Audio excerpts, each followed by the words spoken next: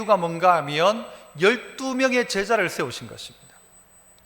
그렇다면 제자를 세웠다는 것, 곧 우리가 제자라고 한다면, 또 12명의 뽑혀진 이 제자들, 사도인 이 제자들이 제자라고 한다면 이 제자들은 과연 누구냐? 이 사람들이 누구냐? 한번 그래서 첫 번째 한번 따라해 볼까요? 나는 주님의 응답입니다. 내가 누구냐 하면 주님의 기도에 응답이 나라는 것입니다. 맞습니까? 주님이 밤새도록 기도하시고 누구를요? 제자를 뽑은 것처럼 오늘 주님께서 기도하신 기도의 응답이 누구냐 하면 우리 각자라는 것입니다. 부담스럽습니까? 좋습니까? 아이고 주님, 뭐 내가 뭘 주님의 제자입니까? 나는 그냥 교인이 딱 적당해. 나는 주님의 제자보다가는 그냥 교회 다니면 되는 거지 뭘 날 보고 제자라고 하십니까? 좀 부담스럽습니다. 이런 분도 있을 거예요. 주님이 밤새도록 기도하셔가지고 뽑은 사람이 누군가 하면 나라고 생각하면 아이고 주님 손해신데 주님이 어떻게 밤새도록 기도하시고 난 다음에 겨우 나 같은 사람을 뽑았을까? 라고 생각하지 않습니까? 오늘 이 자리에 앉아있는 모든 분들이 주님이 밤새도록 기도해가지고 여러분을 뽑았다라고 한다면 여러분 그거 인정하십니까? 주님이 밤새도록 무슨 기도를 하셨을까? 여러분 생각해 보시죠. 무슨 기도를 했을까요? 따라오던 많은 제자들 중에서 12명을 뽑아야 되니까 야를 할까 자를 할까 누구를 할까 고민하면서 밤을 새셨을까요? 예수님이 막 선택을 하기 위해서 이 사람이 날까 얘가 날까 쟤가 날까 고민하셨을까요? 저는 그렇지 않다고 생각합니다. 제가 만약 예수님이었다면 이런 고민했을 거예요. 이 12명을 어쨌든 12명을 뽑아놨는데 이 12명 이것들이 제대로 하겠나 싶은 거예요. 이 12명 면면을 보니까 이건 뭐 그냥 이 보통 사람이고 뭐 평균보다 어찌 보면 못한 사람들인데 얘들 데리고 뭘 할 수 있겠냐? 온 세상을 구원하는 이 일을 이 12명 데리고 할 수 있겠나 싶어서 예수님의 밤새도록 했던 기도는 뽑혀진 이 12명에게 은혜를 달라고, 이들에게 지혜를 달라고, 이들에게 하나님 함께 해달라는 기도였을 것입니다. 뽑혀진 우리를 보니까 내가 마땅치 않은 거예요. 여러분 그렇지 않습니까? 모세도 자기가 뽑혔을 때에 하나님 앞에 뭐라고 말합니까? 나는 입술이 둔합니다. 나는 말할 줄 모릅니다. 그랬어요. 그런데 하나님은 어떻게 해요? 그 모세를 사용하시더라는 것이죠. 처음에 순간에 보면 왜 하필 납니까? 내 말고도 좋은 사람 많고 똑똑한 사람 많은데 왜 접니까? 라고 이야기할 수 있다는 거죠. 그때 주님의 대답은 뭘까요? 나에게는 너밖에 없다. 나에게는 너밖에 없다. 내 생각에는 네가 있으면 좋겠다. 밤새도록 기도했던 그 기도의 응답이 네가 이 일들을 감당했으면 좋겠다라는 것입니다. 그렇지 않습니까? 오늘 주님은 너밖에 없다라고 이야기하는 거예요. 돌아봐도 너밖에 없다. 이 땅을 구원할 사람, 그리고 나의 말을 이어서 계속해서 복음을 증거할 사람 너밖에 없다. 그래서 주님은 밤을 새워 기도하시고 우리를 불렀다는 것입니다. 그 부름에 응답한 이들이 누군가 하면 오늘 이 자리에 앉아있는 우리라고 우리는 인정해야 할 것입니다. 또 하나는 왜 주님이 하필 납니까? 라고 할 때, 왜 하필 납니까? 라고 할 때에 어떤 마음이신가 하면요, 네가 하면 다 할 수 있다, 이 마음이실 것 같아요. 가장 부족하고 연약하고 평범했던 이 제자들을 향하여서 제자로 부르셔서 네가 내 사명 감당해라. 그러면 네가 할 수 있으면 남도 다 할 수 있다는 것이죠. 저는 다 어지간하면 할 수 있겠는데 아직 못하고 아직 제가 아주 참 약점이라고 할 수 있는 부분이 뭔가 하면 춤추는 겁니다. 제가 언젠가 한번 기회가 되면 이 교회에 와서 이 앞에서 한번 이 워십 댄스를 한번 하고 싶은데 마치 그건 거예요. 네가 참 좋은 교회에서 네가 춤추며 하나님 찬양할 수 있으면 남들 다 할 수 있다. 뽑혀진 12명이 하나님의 귀한 제자가 되어 사역할 수 있다면 못할 사람 아무도 없다. 우리 교회가 얼마 전에 많은 분들이 전도 폭발 훈련을 받으러 갔어요. 그 중에 우리 교회에서 제일 그래도 좀 연세가 있는 근 70 가까운 한 분이 거기 가서 교육을 받았어요. 그분 한 분 때문에 우리는 뭐라고 이야기하는가 하면요, 그분 또 이야기하기를 내가 했으면 다 할 수 있다는 거예요. 내가 했으면, 내 같은 할매가 했으면 다 할 수 있다. 그런데 20대가 30대가 아이고 못해요. 왜 베드로와 이 12명의 제자를 뽑았는가? 평범한 특별할 것 없는 이들을 뽑았는가? 머리 좋은 이들을 골라 뽑을 수 있을 건데 왜 이들을 뽑았는가? 네가 할 수 있으면 남들도 주의 제자 될 수 있다. 네가 순종해서 하나님의 뜻을 이룰 수 있다면 남들도 다 할 수 있다. 이 능력으로 하는 게 아니다라는 것을 주님이 보여주시려고 그렇게 뽑으셨다는 것입니다. 존 오트버그라는 사람은 이런 이야기를 했어요. 공동체를 세울 때 전제가 되어야 할 것이 있다. 공동체에 어떤 단체를 만들든 공동체 교회를 만들 때든 전제되어야 할 것이 있는데 뭐라고 합니까? 한번 읽어볼까요? 그 뒤에 우리는 시작. 우리는 모두 그렇죠. 우리 모두에게는 비정상적인 데가 있다. 약점이 있다. 이 사실을 인정하는 것부터 공동체는 시작된다는 것입니다. 완벽한 사람을 통해서 공동체, 그리스도의 공동체를 만드는 게 아니라는 말입니다. 마치 예수님이 12명의 제자를 뽑는 것은 무엇과 같은가 하면 우리나라가 임시정부를 세울 때에 그 자리에 각각의 강요들을 세우지 않습니까? 그들을 세워놓고 여러분 엄청난 일들을 맡기는 것입니다. 사람이 없어서 그냥 있는 사람 중에 한 명을 세웠지만 그 사람들이 나중에는 엄청난 일들을 감당하죠.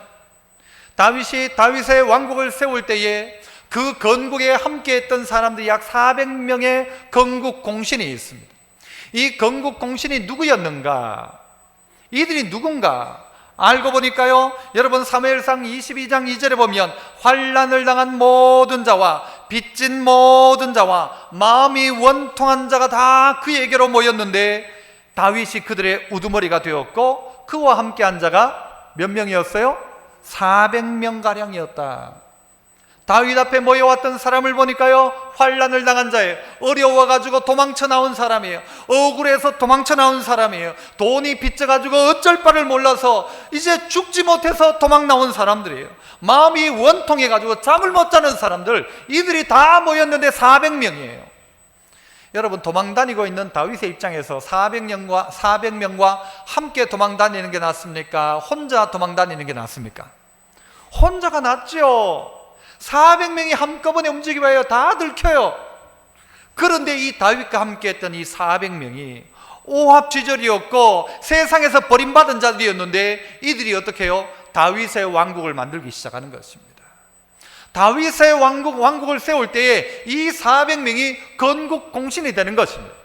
보잘것없는 사람, 환난을 당한 자, 빚쟁이들, 원통한 사람들이 모여 하나님 나라를 만들어 가더라는 것입니다. 똑같은 것입니다. 12명의 제자, 환난을 당한 자입니다. 빚진 자입니다. 마음이 원통한 자입니다. 그런데 이들을 불러서 하나님의 자녀 삼으시고 제자 삼으시고 이들을 통하여 하나님의 뜻을 이루겠다는 것이죠. 여러분, 이것이 놀라운 일 아닙니까? 오늘 주님의 기도의 응답이 나다. 주님의 기도하신 응답이 내다. 어떻게 해봐야 될까요? 옆 사람한테 한번 이야기해 봐야 되겠죠? 당신은 주님의 기도의 응답입니다. 시작. 맞다고 생각하십니까? 주님이 기도해서 여러분이 이 자리에 있다는 것을 인정하십니까? 인정하셔야 돼요. 주님의 밤샘 기도의 응답이 바로 나다. 그 정도로 너는 소중하다. 보잘것없다고 말하지 마라. 못한다고도 말하지 마라. 난 소중한 사람이다. 설교를 준비하면서요, 떠올랐던 복음성가 하나가 있어요. 그 성가가 뭔가 하면 당신은 소중한 사람이라는 찬양이에요. 당신은 소중한 사람, 당신은 존귀한 사람, 이 세상에 하나뿐인 당신은 내게 너무나도 소중한 사람, 그런 당신을 사랑해요. 그런 당신을 축복해요. 사랑받기에 합당한 당신을 주의 이름으로 사랑합니다. 당신은 소중한 사람, 당신은 존귀한 사람, 나는 아니라고 생각해. 그런데 너무너무 소중한 이유가 주님이 밤새워 기도하시고 우리를 불렀다는 거예요. 자녀 삼으셨다는 거예요. 오늘 이 자리에 있다는 거예요. 이 세상에 하나뿐인 당신은 너무나도 소중한 사람. 여러분, 이 사실을 여러분 자신이 인정해야 됩니다. 좀 부족하고 연약하고 어떤 부분에서는 비정상적인 부분이 내 안에 있어. 하지만 그러나 그를 통하여 공동체를 만들고 하나님의 뜻을 이룬다는 것입니다. 여러분이 할 수 있다면 남들도 할 수 있다. 네가 예수의 제자 될 수 있다면 남들도 할 수 있다.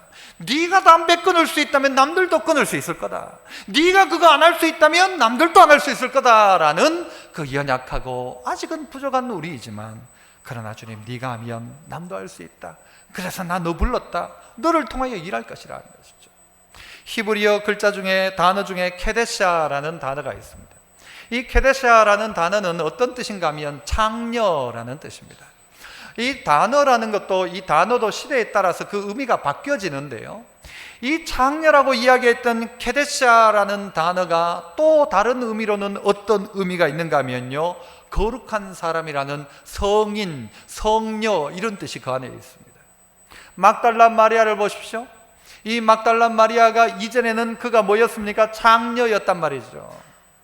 창녀였고 부족하고 귀신 들렸던 사람이었던 그가 나중에 바뀌고 나니까요, 그를 더 이상 창녀라고 이야기하지 않습니다. 그를 더 이상 더러운 사람이라고 이야기하지 않습니다. 예수님 앞에 부름받아서 바뀌기 시작하니까 그가 뭐가 돼요? 성녀로 바뀌기 시작하는 것입니다. 문제는 무엇입니까? 무엇을 해야 할지, 내 인생 창녀로 살아야 할지, 무엇을 해야 할지 모를 그때에 창녀였던 그가 예수님 알게 되니까 무엇을 해야 될지를 깨닫기 시작한 것이죠. 그러니까 사람이 바뀌죠. 평범했던 사람이 예수님을 만나니까 바뀌는 거예요. 예수님의 기도가 그 가운데 임하기 시작하자 사람이 바뀌기 시작하는 거예요. 평범했던 그가 새로운 사람이 되는 거예요. 예수님이 밤새도록 기도했던 그가 바뀌기 시작하는 것이죠. 여러분, 이것은 어느 순간 갑자기 바뀌는 것이 아니었습니다. 베드로를 향하여서 나중에 예수님 말씀하시죠. 내가 내 믿음이 떨어지지 않기를 위하여서 기도했다. 베드로야, 네 믿음이 떨어지지 않도록 내가 기도했다. 예수님의 밤새웠던 기도는 세워질 이 12명이 믿음 안에 서갈 수 있도록 주님이 기도하고 있다는 것이고, 그 주님의 밤샘 기도의 결론과도 같은 사람이 오늘 이 자리에 앉아있는 우리라고 할진데, 주님 감사합니다. 이것이 황송함이고 감사함이죠. 예수님을 따른다, 예수님의 제자 된다, 이것은 이 부름 앞에서 먼저 우리 자신을 확인해야 합니다. 주의 부르심에는 후회함이 없다라고 말씀하셨어요. 주님은 우리 불러놓고 후회하지 않습니다. 나는 너 다 알고 불렀다. 너 연약한 거 다 알고 불렀다. 부족한 거 다 알고 불렀다. 하지만 네가 이 일을 해라. 네가 하지 않으면 할 사람 없다. 너부터 시작해라. 네가 하면 남들 다 할 수 있다. 모두 예수의 제자 될 수 있다. 그렇게 가르쳐주고 있는 것입니다. 믿음의 성도 여러분, 주님의 기도의 응답이 바로 여러분입니다. 나는 그 정도로 소중한 사람입니다. 하나밖에 없는 하나님의 마지막 히든 카드와도 같은 사람이 우리라는 사실을 아셔야 합니다. 여러분, 소중한 여러분, 소중함을 깨달을 수 있기를 축복합니다. 이 두 번째는요, 또 한번 따라합시다. 나는 주님을 따라갑니다. 나는 주님을 따라갑니다. 바꾸면 내가 예수님의 제자라고 한다면 나 주님 따라가고 있는가라는 것입니다. 주님 따라가고 있는가? 이 예수님께서 제자를 부른 장면이 복음서에 보면 다 나오고 있는데요, 특별히 마가복음 3장 13절 이하에 가면 이 장면을 이렇게 이야기하고 있습니다. 예수님께서 또 산에 오르사 그 다음 뭐래요? 누구를요? 자기가 원하는 자를 부르셨다. 주님께서 원하는 자들을 불렀다 이야기예요. 주님께서 자는 안 되겠다가 아니라 주님이 좋아하는 사람, 주님이 원하는 자를 다 불렀어요. 그가 12제자였어요. 그런데 그들에게 요구하는 바가 있습니다. 14절 뭐라고 합니까? 이에 12를 세우셨으니 이는, 중요한 건 뭐예요?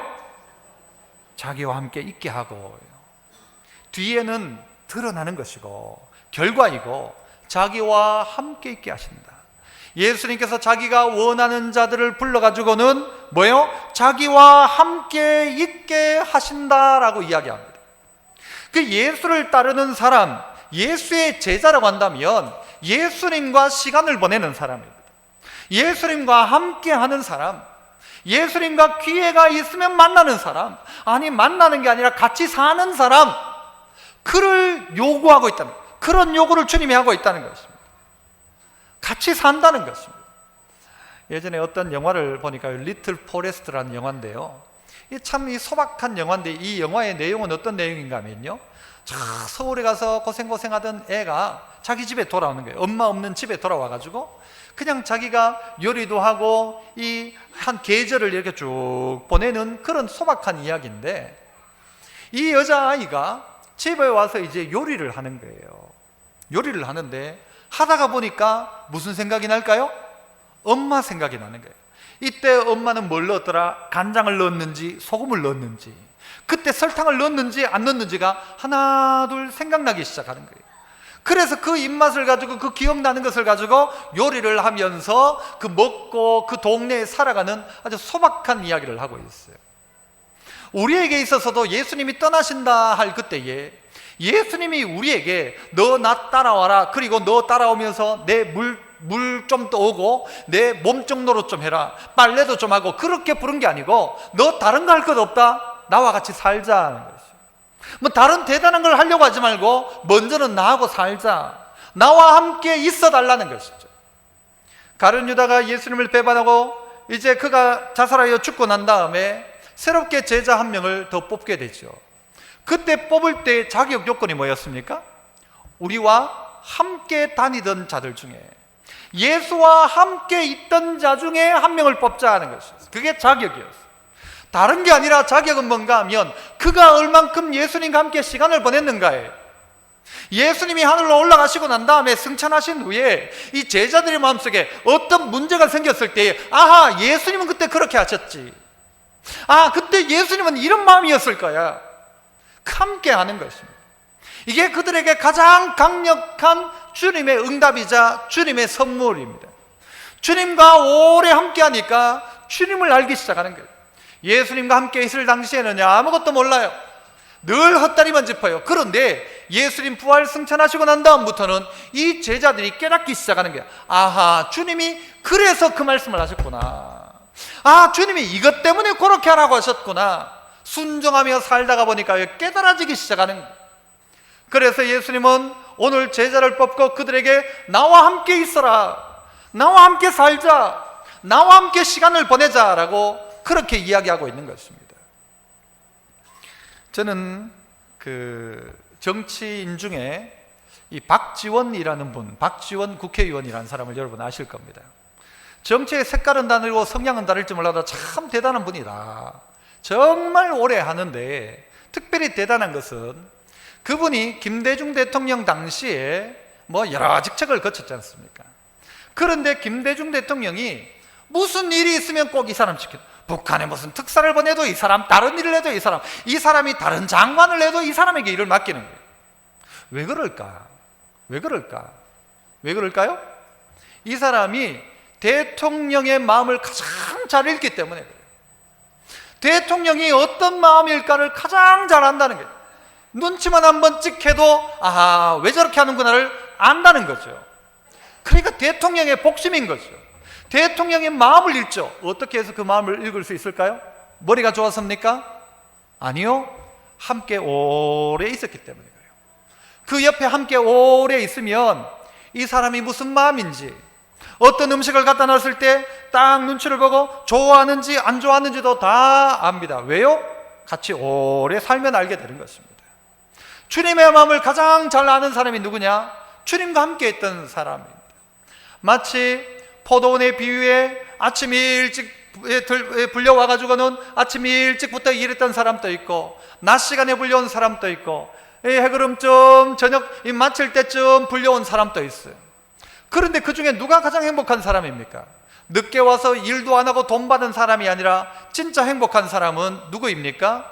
아침 일찍부터 와서 아침에 그 주인과, 그 주인이 누구예요? 그 주님과 함께 그 아침을 맞이했던 사람, 아침에 그 모닝 커피를 주님과 함께 마셨던 사람, 점심에 떼약볕에서 그 정말 그 무더위 가운데서 냉수 한 잔을 같이 마셨던 사람, 주님과 함께 오후의 나른함을 이겨냈던 사람, 그 사람이 가장 복된 사람입니다.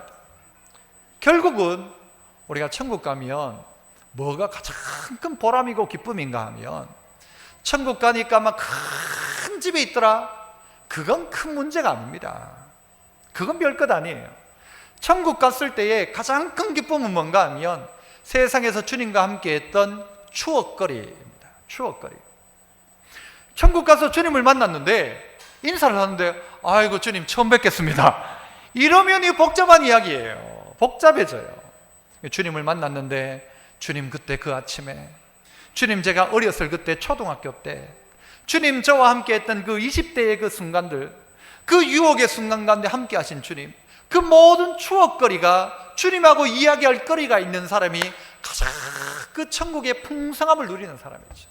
주님 만났는데 할 이야기가 없어. 주님하고 나눌 대화가 없어. 왜? 주님하고 함께 했던 추억이 없으니까. 오늘 주님의 제자라고 한다면 주님과 어떤 추억을 지금 만들어가고 있는가? 그 추억은 어떻게 만들어지는가? 결국 시간을 함께 보내는 것입니다. 주님과 함께 보내는 시간, 주님과 함께하는 모든 순간순간들이 우리에게는 가장 큰 추억이자 가장 큰 복이라는 것이죠. 그래서 어떤 분은요 이런 이야기를 했어요. 돈이 많은 사람이 부자가 아니라 추억이 많은 사람이 부자다. 맞습니까? 틀립니까? 돈 많은 사람은 그냥 부자일 수 있겠지만 진짜 부자는 누구냐? 추억거리가 많은 사람. 돈 많아서 그게 최고의 잘 사는 부자가 아니라는 것입니다. 그는 가장 많은 추억거리를 만드는 사람. 그래서 나는 주님과 어떤 추억을 가지고 있는가, 이거 돌아봐야 한다는 것이죠. 그래서 제자는 뭐 하는 사람이에요?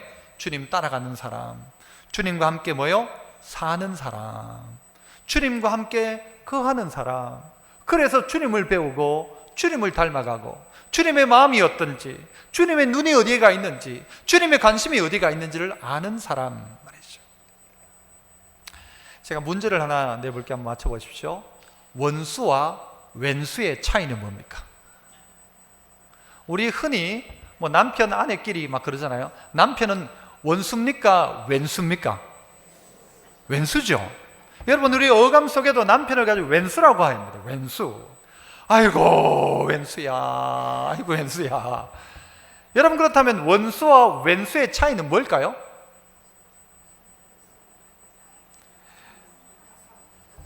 이 설교의 맥락을 따라가는 사람은 발견할 수 있을 거예요. 원수는 같이 안 사는 사람은 원수고 같이 사는 사람은 왼수입니다. 그러니까 아들은 뭐예요? 자식은 왼수예요. 왼수. 같이 사는 왼수. 하지만 김정은이나 저 어디 누구 다른 애들은 뭐예요? 원수입니다. 원수. 원수가 힘들어요? 왼수가 힘들어요?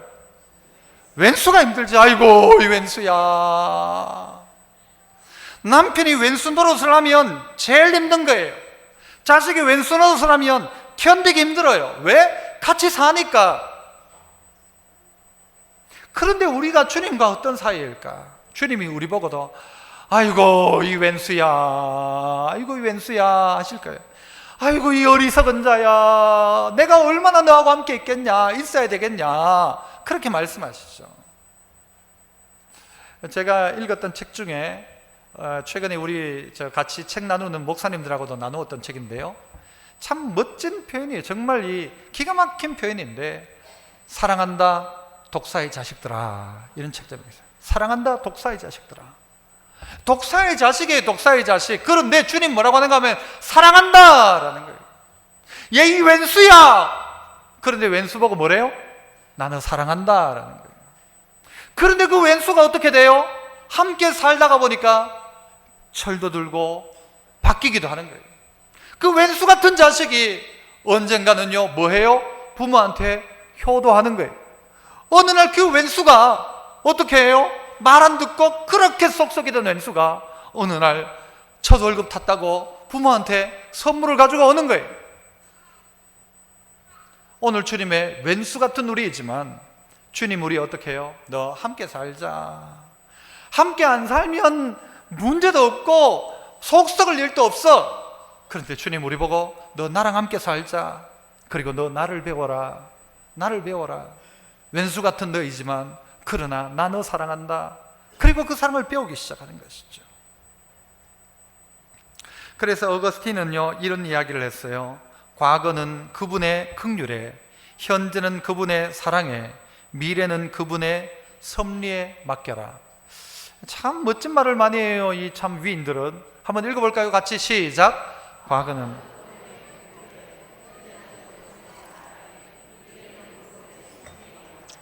그래요. 과거에 내가 연약하고 부족한 것 같아도, 하나님 앞에 죄지었어도, 왼수 같았어도 주님 불러주셨다면 과거는 그 주님의, 그분의 긍휼에 맡겨라. 긍휼이 뭡니까? 한데 죄를 지어서 얻어맞아야 될 텐데 도리어 그를 감싸주고 사랑해주는 긍휼에 맡겨라. 현재는 어디에 맡겨라? 사랑에 맡겨라. 그분의 사랑에. 미래는 그분의 섭리에 맡겨라. 앞일을 우리가 알지 못하지만 오늘을 하나님의 사랑 앞에, 그리고 내일은 그분의 섭리 앞에, 그리고 그 과거는 그분의 긍휼 앞에 맡겨라. 그리고 그분과 함께 어떻게 해라? 살아라. 여러분, 이 시간을 어떻게 보내고 계십니까? 야구 선수들은요, 하루 종일 야구예요. 이 벤치에 앉아서도요, 야구 투수들 보니까 공을 가지고요, 이렇게 던졌다가 만지고, 골프 선수들은 하루 종일 골프 생각만 한대요. 골프 생각만. 잠에 자다가 이 꿈에도 골프 꿈을 꾸고, 축구 꿈을 꾸고, 야구 꿈을 꾸고, 24시간 생각하는 모든 게 야구이고 축구이고 골프이고, 선수들은 그렇게 생각해요. 우리는 누구 생각합니까? 주님 생각하면, 조금이라도 그 주님을 생각하고 있다면 주님 제자. 하루 종일 지나감에도 불구하고 예수님을 한 번도 생각하지 않는다면 그건 예수님의 제자의 길을 걸어가고 있지 않는 것입니다. 그런 여러분을 향하여 주님 이야기하십니다. 나와 함께 살자. 나와 함께 할자. 너희는 나와 함께 하자. 내가 원하는 자들 불러서 나와 함께 있더라. 나와 함께 있어줘라.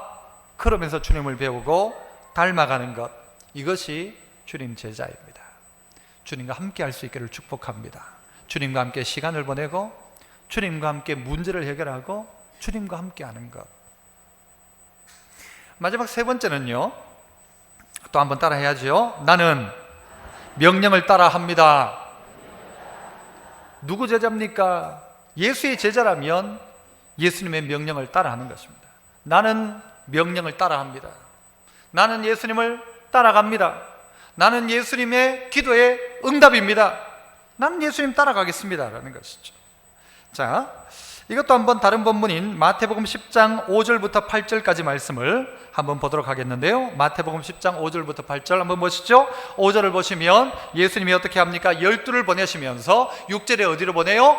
이스라엘 집에 잃어버린 양에게로 가라 하세요. 잃어버린 양에게 가라. 그 다음에요, 7절에 보면 누구를 고친대요? 가서 전파하면서, 뭐가 가까웠다? 천국에 가까웠다고 이야기하라. 그리고 난 다음에 누구를 고쳐요? 병든 자를 고치고, 그 다음에 누구를 살려요? 죽은 자를 살리고, 누구를 깨끗게? 나병 환자를. 쫓아내는데 뭘 쫓아내요? 귀신을 쫓아내고, 네가 거저받았으니 거저줘라. 그렇게 가치 있는, 돈 받아도 될 일이다 하지만 거저줘라 가면서 사람 살리고, 병든 자 고치고, 깨끗하게 하고, 쫓아내고. 이 말 뭐예요? 예수 믿는 순간 그들의 삶들이 바뀌기 시작하는 거예요. 병들었던 그의 생각들이 바뀌기 시작하는 거예요. 고침받기 시작하는 거예요. 그의 육신의 질고가 고침을 받기 시작하는 거예요. 죽었던 삶이 살아나기 시작하는 거예요. 더러웠던 것들이 깨끗해지는 거예요. 냄새나던 것들이 사라지기 시작하는 거예요. 더러운 귀신들이 쫓겨나기 시작하는 거예요. 이 역사가 일어나더라. 어떻게 하니까? 명령 따라 순종하니까. 이 12명을 보내시니까, 12를 보내는데 양에게로, 잃어버린 양에게로 보내는 것처럼 그들에게 보내시고, 천국이 가까웠다 선포하시고 하니까 이 역사가 일어나기 시작하더라는 것입니다. 여러분, 예수님은 우리를 보낼 때에 어떻게 하라고 합니까? 지갑도 가져가지 말아요. 전대 필요 없다. 다른 거 필요 없다. 신발도 2개 필요 없다. 그리고 어느 동네에 가든지 현 집으로 들어가라. 그리고 그곳 가운데 하나님 나라가 임하였음을 선포해라. 그 집에서 너를 맞아주지 않거든 나와라 그냥. 그리고 어떻게 하래요? 네 발에 신의 이 먼지를 털어버려라. 그러면 마지막 날에 그 나라가, 그 집이 소돔과 고모라보다 더 견디기 힘들 것이다. 뭐예요? 가라는 거예요. 그냥 뒷일 책임진다라는 것이죠. 명령 앞에 순종하여 가라는 것이죠. 그 사람이 구원받고 안 받고는 그 사람의 몫이 아니라는 거예요. 네가 할 일은 뭔가 하면 가라고 할 때 가는 거예요. 선포하라고 할 때 선포하는 거예요. 연약하지만 우리를 통하여 하나님 일하시는데, 이 제자들을 통하여 일하더라는, 아직 완성되지 않은 제자들이지만 그들이 갈 때 귀신이 쫓겨가기 시작, 병든 자가 낫기 시작하는 거예요. 깜짝 놀라는 것이죠. 어떻게 내가 이런 일을 할 수 있는가? 내가 하는 것이 아니죠. 누가 한 것입니까? 하나님이 그에게 은혜를 준 것이죠. 그래서 그들에게 예수 이름으로 나가는 그들에게 권능을 주셨다 이야기예요. 성령을 그들에게 주셨다 이야기예요. 그러기에 우리가 할 일은 뭔가 하면 나는 명령을 따라합니다. 군사로 부름을 받은 자는 누구를 기쁘게 합니까? 부르신 자를 기쁘게 하는 것입니다. 누가 날 불렀는가? 부르신 자를 기쁘게 하는 것이죠. 생각해 보아야 합니다. 따르면 하나님 책임지시는데 안 따르니까 변화가 일어나지 않죠. 안 따랐던 결국 가룟 유다는 어떻게 됩니까? 목매달아 결국 마지막 비참한 마지막을 맞이하게 되죠. 따랐던 사람들에겐 변화가 일어나기 시작하더라는 것입니다. 과일 씨앗을 하나 심어서 우리는 거기에서 열매가 맺힐 걸 기대합니다. 바라봅니다. 우리의 인생도 사실은 심는 것 아닙니까? 이 땅에 하나님이 우리를 마치 심어 놓은 것과 같지 않습니까? 하나님은 우리에게도 요구하실 것입니다. 하다못해 나무 하나 심었는데 거기에서도 열매를 기다리는 것처럼 우리가 하나님 또한 우리에게 주신 인생의 날수, 인생의 자원들, 인생에 하나님께서 선물로 주신 것들을 가지고 이 땅에 심어 놓았다면 하나님도 우리에게 요구하는 바가 있을 거라는 말이죠. 누가복음 14장 28절에 너희 중에 누가 망대를 세우고자 할진대 자기의 가진 것이 준공하기까지에 족할는지 뭐한대요? 먼저 앉아서 뭐해요? 그 비용을 계산하지 않겠느냐. 망대 하나를 세워도 그거 돈 얼마 들까? 언제 할까? 생각하고 계산하고 앉아가지고 계산하고 그거 안 하겠냐라는 거죠. 하다못해 망대 하나를 세워도 어디 저 들의 밭에 원두막을 하나 세워도 계산을 하지 않느냐. 너희 인생 계산해봐라. 네 인생에 주님의 명령을 따라 할 날이 얼마일 것 같으냐 한번 계산해봐라. 그래서 우리가 계산할 게 뭡니까? 우리의 인생에 남은 날수를 계수하는 은혜를 달라고 해야 돼요. 하나님, 내 인생이 얼마 남았습니까? 누구에게나 한 번 주어진 인생인데 내가 주님 위해 일할 수 있는 날은 얼마가 남았습니까? 우리는 주로요 나중에 이야기해요. 이거 해놓고 애 키워놓고 시집 보내놓고 이 손주 키워놓고 돈 좀 모으면 자꾸 나중 하는데 결국은 한 번도 기회가 없는 거예요. 인생에 기회가 없는 거예요. 후회만 있는 것이죠. 우리에게 주어진 자원이 우리 것입니까? 하나님 것입니까? 이 성경적인 우리에게 가르침은 뭐예요? 하나님이 우리에게 맡겨놓은 것이에요. 우리의 건강도 우리가 가지고 있는 것도 내 것이 아니고 하나님이 맡겨놓았다 해서 우리는 뭡니까? 청지기라고 하지 않습니까? 이 청지기는 맡아놓은 거예요. 맡은 것을 어떻게 사용할 것인가 한번 계산해 봐야 돼요. 한 번도 쓰지 못하고 끝난다면 그게 제일 아까운 일이죠. 한 번도 써본 적이 없이 끝난다면 가장 의미 있는 투자는 무엇일까? 내 인생의 남은 날수와 나의 자원을 가지고 할 수 있는 최고의 투자는 무엇일까? 생각해 보아야 한다는 것입니다. 생각해 봐야죠. 망대를 세우면서도 생각하는데 나를 통하여 어떻게 가정을 살릴까? 나를 통하여 어떻게 한 민족을 살릴까? 하나님 순종하는 하나님의 백성을 통하여 이 땅 가운데 복음이 들어왔고 동네가 바뀌고 민족이 바뀌지 않습니까? 얼마 전에 그 유튜브를 보다 보니까 갑자기 이렇게 인기가 확 높아진 유튜브를 이렇게 추천하더라고요. 저는 좋아하는 연예인이 누군가 물으면요 거침없이 저는 강호동이라고 이야기합니다. 저는 강호동을 정말 좋아해요. 참 강호동이 매력이 있어요. 볼 때마다 매력이 있어요.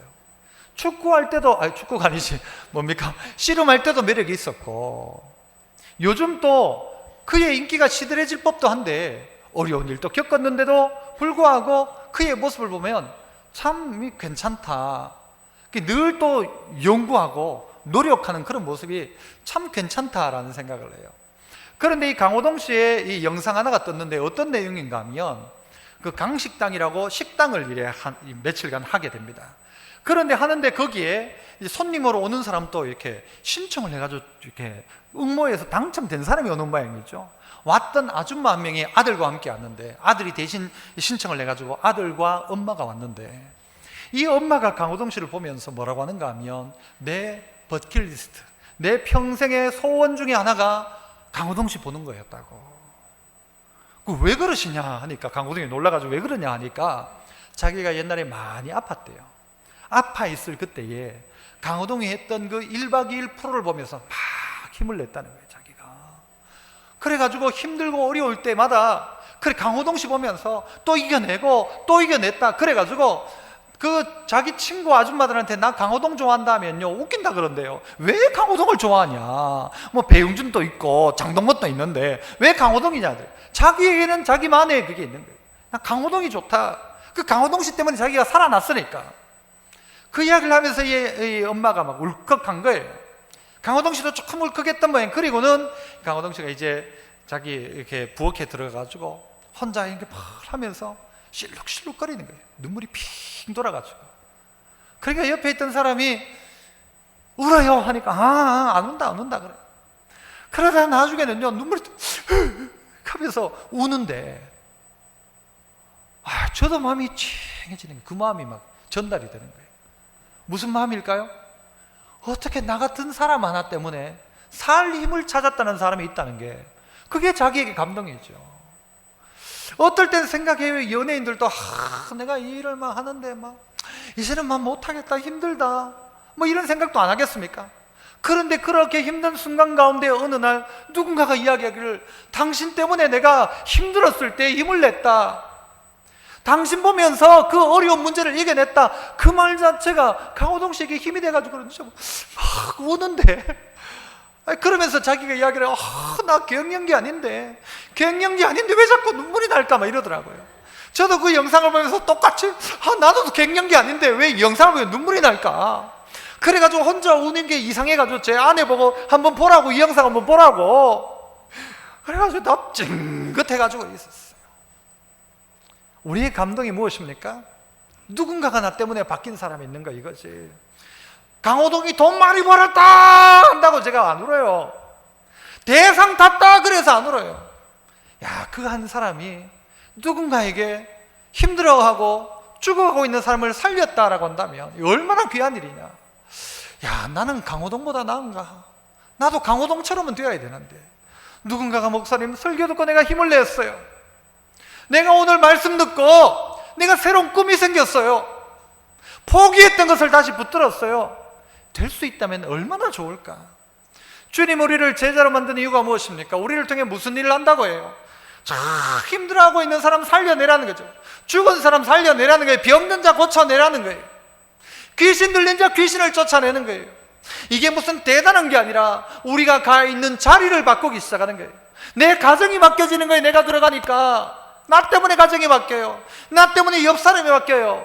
왼수 같은 사람이 바뀌기 시작하는 거예요. 사람이 바뀌는 거죠. 하나 더 이야기를 하고 싶습니다. 여러분, 어떤 여자가요, 집에서 소박을 맞았어요.